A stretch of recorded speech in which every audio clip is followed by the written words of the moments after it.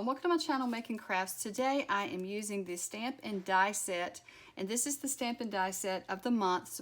It's a monthly subscription from N2S Shop, and this is the newest one for April, and it is the I Pick You set. So with this set you get the stamps, and this month it has some little gnomes and strawberries, a little flower, and then a little sign here that you can stamp your sentiments on. And then it also comes with the dies to cut each thing out. And what I really love about the Not Too Shabby die sets is that it also comes with a piece of magnetic, not paper, but it's magnetic. It's a magnetic sheet, I guess I'm trying to say. And so that is so nice to be able to keep up with your dies. So let's go ahead and create a project using this set. So to get started on the card, I'm taking a piece of white cardstock and I've cut it to 4 by 5 1/4. And so this is going to be our background piece. We want to get started on a background piece for our card first. So I'm going to do like a diagonal quilted design. So what we want to do is we want to put our paper in our scoring board way different than we normally do. What we're going to do is we're going to take the one corner, and it's going to be at the 3 3/4 spot at the top. And so that way the other corner is also, this corner here is at the 3 3/4 spot at the bottom here. That way everything's even. So then your opposite corners here was going to be at 6 1/2. So we want to score every inch. So my first score is going to be at 5 1/2. And I am just using this little ballpoint tool from the Dollar Tree. And so by using, I wanted to show you how you could do this without any embossing folders, and how you could make your own background with an embossed look, a quilted look, and still not have an embossing folder. So we scored first at 5 1/2. Now we're going to score at 4 1/2, and then again at 3 1/2. Once again at 2 1/2. And let me see if I can, I'm going to have to turn this just a little bit so I can hold it. And I know when we're on, if it moves, be sure to put it back where it belongs so that everything's going to line up evenly. And that's what I'm going to do here.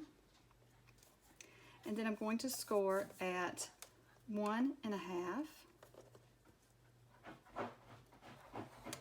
And at home it'll probably be easier for you because you're not trying to keep it on camera. So I'm just trying to make it where you can see what I'm doing.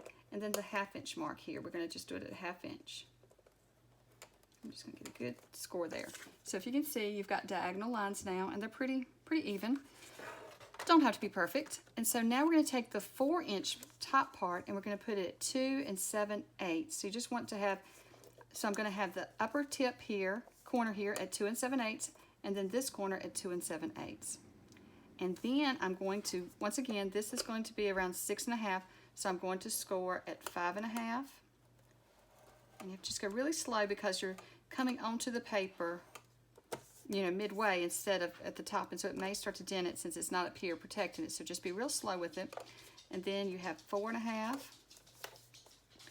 3 1/2, 2 1/2, and then let me get my hands adjusted so I can do it on here for you. So you can see 1 1/2, and then another 1/2 inch. So there we go. So there you can see it's kind of a quilted look, and it has our diagonal lines. So I have my stamp set, and this is the I Pick You stamp set, and I'm going to use my stamping platform to stamp it, but you wouldn't have to. You could just stamp these yourself. Let me see which one. I'm going to use this little gnome. You could stamp these without the platform. I just like using the platform. It helps me get a better impression, especially since I injured my finger. And typically I would stamp these little strawberries by hand, but I'm thinking since my finger's injured, it might be safer for it to go ahead and stamp them on this paper. So I'm going to try this. I probably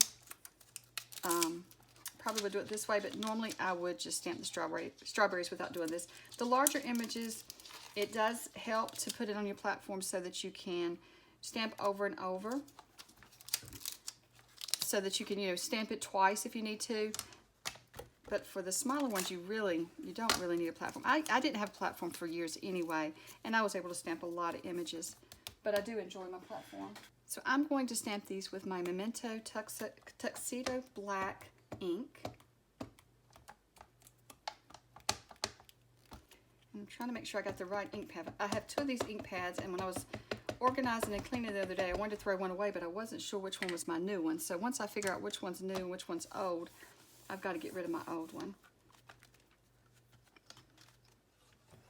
Okay, that's the first time I've actually stamped this stamp set.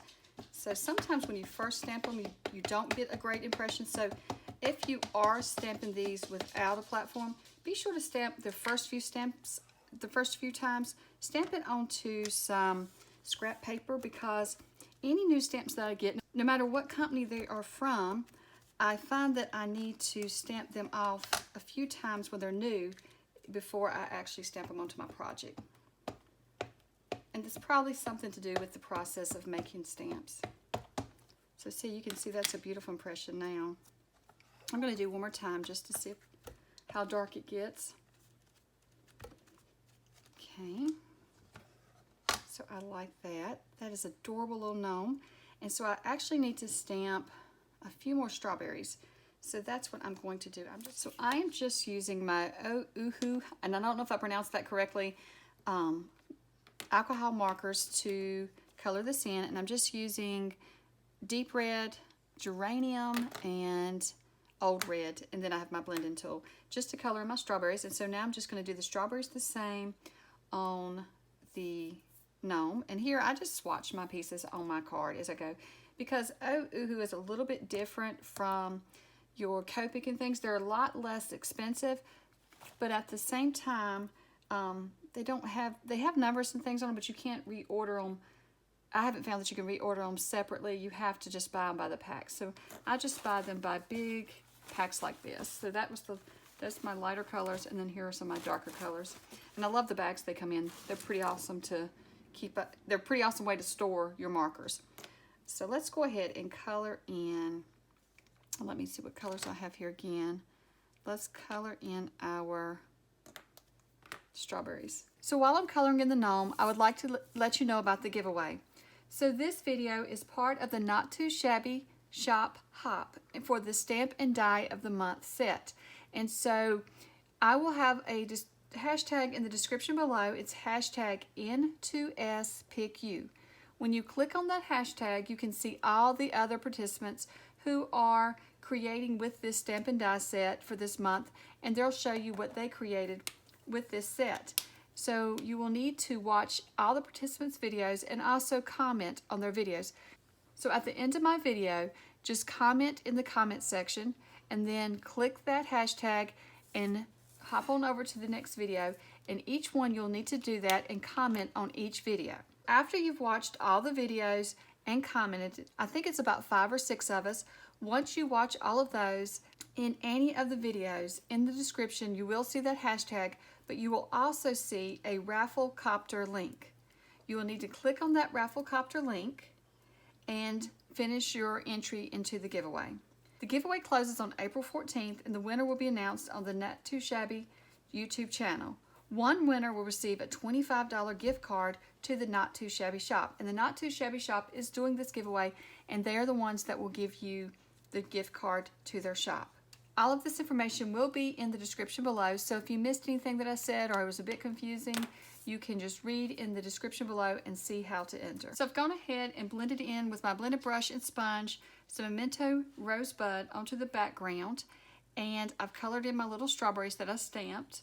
And so now I am going to be adding some coffee. I'm just going to add coffee splashes to this background. So I want to just go through and add splashes all over the page.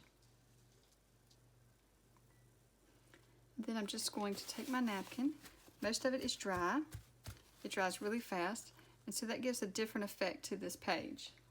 So now I'm just going to use a bit of the ground espresso around the edges. I'm trying not to get over on the front. I'm just lightly doing the edges of this background piece. So I have my background piece, and it is totally dry now.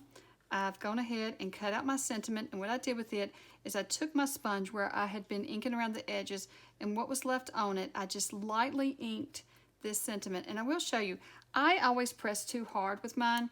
So for this A, because I pressed so hard, it loses its A. So I'm just going to take this little pin here and I'm just going to go in, and you can't tell that it wasn't stamped in.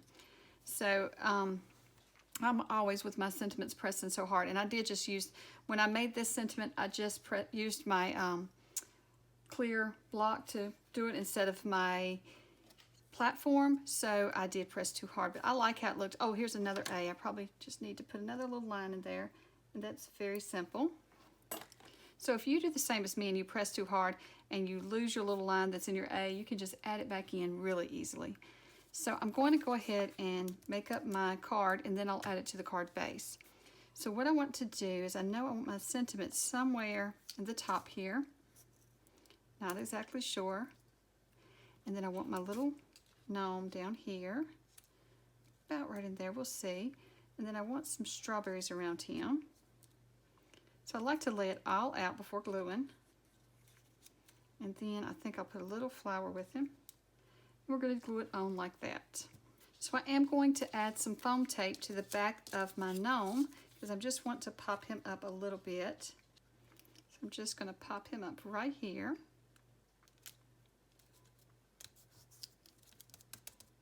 And then I'm just going to glue the little flower right there to his little foot. And then I'm just going to add this background piece to the card base. And we have our card made. Well, I really love how this card turned out. I've enjoyed playing with this new stamp set and dies, and I love that we can make a background without an embossing folder, but it looks as though we have embossed it. And so I hope that you like this technique, and be sure to look below for all the details on the giveaway, and be sure to click on the hashtag so that you can find all the other girls and all the other participants in the hop, and you hop along to each video so that you can be sure to enter the giveaway. Well, thank you so much for watching, and I hope you have a wonderful day. Bye.